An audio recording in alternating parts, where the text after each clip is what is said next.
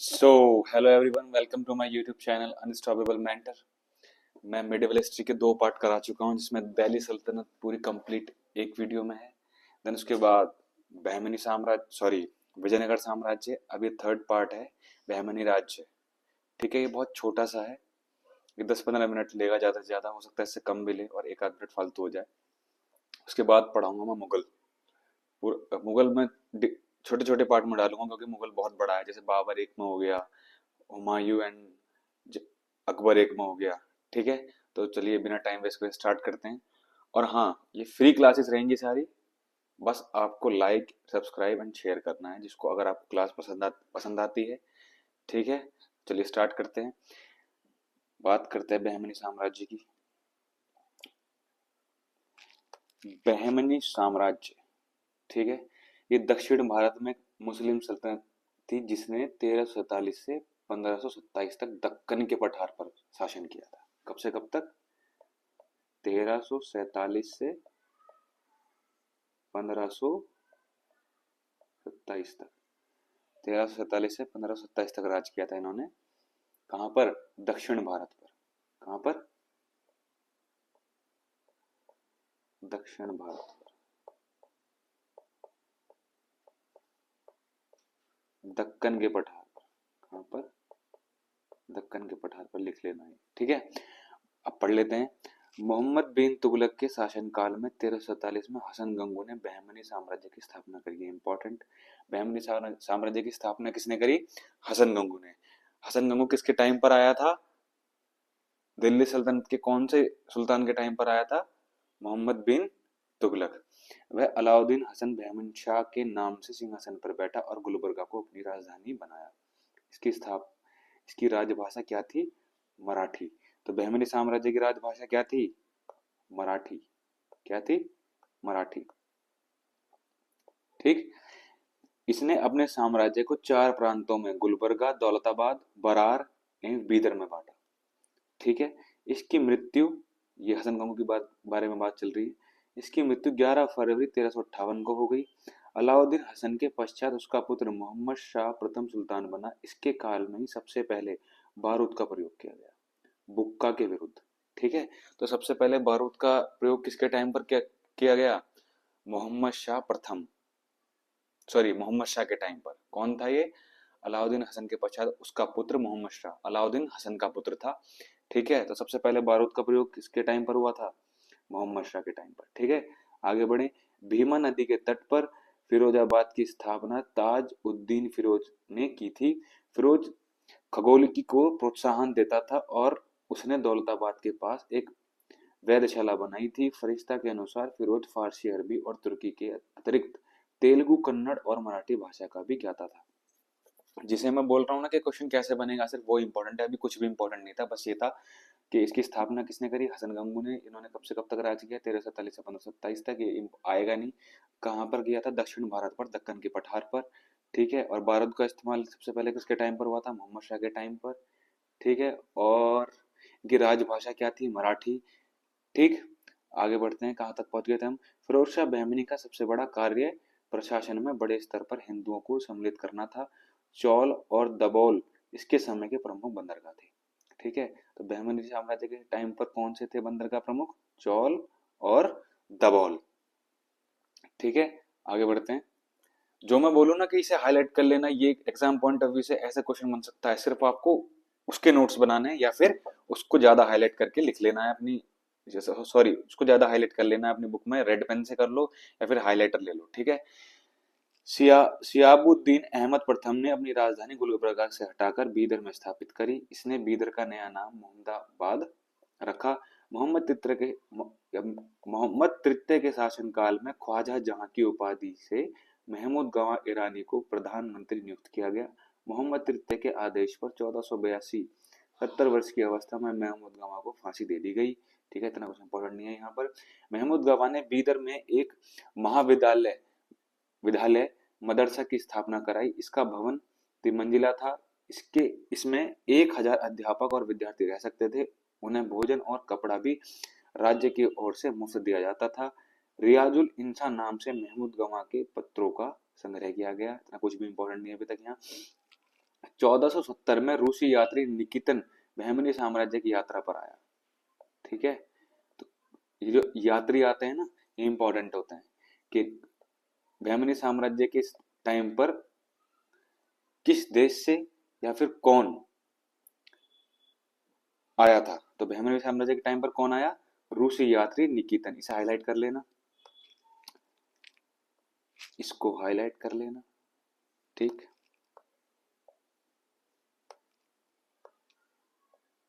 निकितन आया था। ठीक, इसके समय बहमन राज्य पर मोहम्मद शाह तृतीय का शासन था। इस टाइम पर, जिस टाइम निकितन आया, ये भी पूछ लेगा, जिस टाइम निकितन आया उस टाइम पर बहमनी राज्य पर कौन शासन कर रहा था? मोहम्मद तृतीय। कौन था? मोहम्मद तृतीय। ये इंपॉर्टेंट बन जाता है। बीजापुर गुलबर्गा तराफ सबसे महत्वपूर्ण में शामिल थे। गुलबर्गा तराफ में शामिल थे। कलीम उल्लाह बहमनी वंश का अंतिम शासक था। तो बहमनी वंश का अंतिम शासक कौन था? कलीम उल्लाह। और इसकी बहमनी साम्राज्य की स्थापना किसने करी थी? हसन गंगू ने। अंतिम शासक कौन था? कलीम उल्लाह। ये पूछ लेंगे। इसकी मृत्यु के समय बहमनी राज्य 5 स्वतंत्र राज्यों में बट गया। इन स्वतंत्र राज्यों से संबंधित विवरण इस प्रकार है। अब ये टेबल बहुत ज्यादा इंपॉर्टेंट है, ठीक है, ये याद होना चाहिए। बीजापुर की स्थापना किसने करी? यूसुफ आदिल शाह। ठीक है, तो किसने करी? यूसुफ आदिल शाह। अहमदनगर की स्थापना किसने करी? मलिक अहमद ने। देखो ट्रिक बन जाएगी, अहमद आ रहा है, इसमें भी अहमद है, कोई याद करने की जरूरत नहीं पड़ी। बरार फतेह उल्लाह इमाद शाह। ठीक है, गोलकुंडा कुली कुतुब शाह। कुतुब मीनार कैसा है? कुतुब मीनार कैसा है? गोल है ना, गोल है ऐसा, सिलेंड्रिकल। ठीक है, तो गोलकुंडा की स्थापना किसने करी? कुली कुतुब शाह ने। बीदर की आमिर अली बरीद। देखो बीदर बरीद एक जैसा साउंड कर रहा है, आपको किसकी, इन तीनों की ट्रिक मिल गई। अब बीजापुर और बरार की देखो क्या ट्रिक बनाओगे, खुद से सोचो। ठीक है, और नहीं भी बन रही है ट्रिक तो बार बार पढ़ोगे तो वो याद हो जाएगा। तो बीजापुर की कौन सी? यूसुफ आदिल। एक नंबर का बीज आदमी था, ऐसे याद कर लो, बीजापुर। ठीक है, नेक्स्ट, ये टेबल इंपॉर्टेंट है, इसको याद कर लेना। ठीक है, इसके संस्थापक पूछे जाते हैं। ठीक, मोहम्मद फर्स्ट के मंत्री सैफुद्दीन गौरी ने केंद्रीय शासन का कार्य को कई विभागों में बांटा एवं 8 मंत्रियों को नियुक्त किया जो इस प्रकार थे।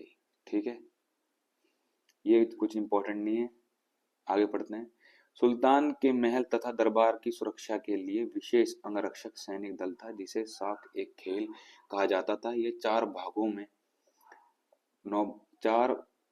भागों या नौबत में विभाजित था जिसके मुख्य अधिकारी सर ए नौबत होता था। बीजापुर के शासक अली आदिल शाह को सूफी कहते थे। अकबर से पहले उसने अपने दरबार में कैथोलिक मिशनरियों को बुलाया था। उसने अपने पुस्तकालय का अध्यक्ष प्रसिद्ध संस्कृत विद्वान वामन पंडित को बनाया था। उसके अधिकारियों ने संस्कृत एवं मराठी भाषा को श्रेय देना जारी किया, प्रश्रय देना जारी रखा था। इब्राहिम आदिल शाह द्वितीय को अबला बाबा या गरीबों का दोस्त कहा जाता था। इसे इंपॉर्टेंट फैक्ट से हाईलाइट कर लेना क्योंकि ऐसे क्वेश्चन बनते हैं। तो किसको कहा जाता था? गरीबों का दोस्त या फिर अबला बाबा? इब्राहिम आदिल शाह। इसने किताबे नौरस, इंपॉर्टेंट, ये एंशियंट जो बुक्स होती हैं बहुत इंपॉर्टेंट होती हैं। तो किताबे नौरस किसने लिखी थी? इब्राहिम आदिल शाह। क्या कहा जाता था इसको? अबला बाबा या फिर गरीबों का दोस्त। ठीक, नेक्स्ट लाइन। नौरस नाम की एक पुस्तक की रचना की जिसमें गीतों को विभिन्न रंगों में बांधकर प्रस्तुत किया गया था। इसने नौरसपुर नाम से कई राजधानी बनाई, एक नई राजधानी बनाई। अपने व्यापक दृष्टिकोण के कारण यह जगत गुरु कहलाता था। तो जगत गुरु कौन कहलाता था? कौन कहलाता था ये जगत गुरु? इब्राहिम आदिल शाह। विठोबा को उसने विठोबा की उपासना के केंद्र पंढरपुर को भी अनुदान दिए।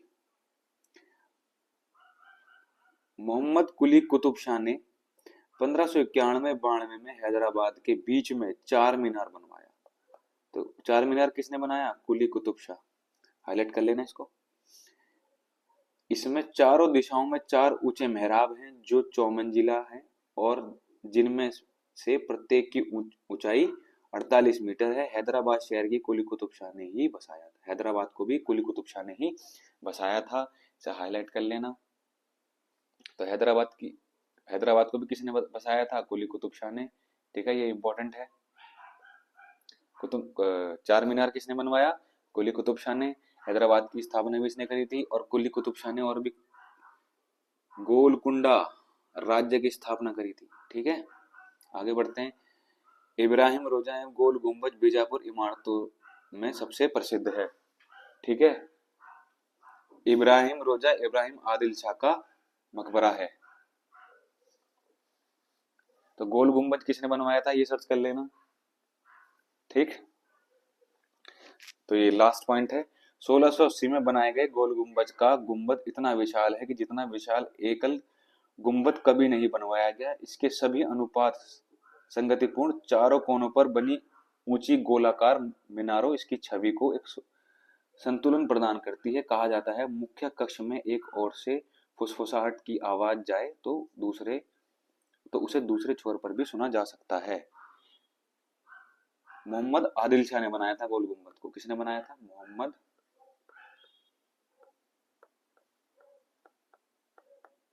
आदिल शाह। इसे और कुछ भी कहते हैं, गैलरी टाइप कुछ नाम है इसका। इसे और कुछ भी कहते हैं, हाँ विस्पर गैलरी बोलते हैं इसको। क्या बोलते हैं? Whisper gallery. ठीक है, तो ये बहमनी साम्राज्य खत्म होता है। ठीक है, अगर आपको ये पसंद आते हैं मेरे लेक्चर तो लाइक करें, सब्सक्राइब करें और शेयर करें। जो फ्री में पढ़ना चाहते हैं सारी क्लासेस फ्री होंगी। ल्यूसेंट में आपकी पूरी कवर कराऊंगा। ल्यूसेंट करने के बाद आपको सिर्फ और सिर्फ प्रीवियस ईयर क्वेश्चंस करने हैं, चाहे वो एसएससी सीजीएल में आए हों, सीएचएसएल में आए हों, या फिर किसी भी एग्जाम में आए हो। आपको सिर्फ प्रीवियस ईयर क्वेश्चन करने हैं। आपकी जीएस ऐसे ही तैयार हो जाएगी। ठीक है, बाय बाय, थैंक यू।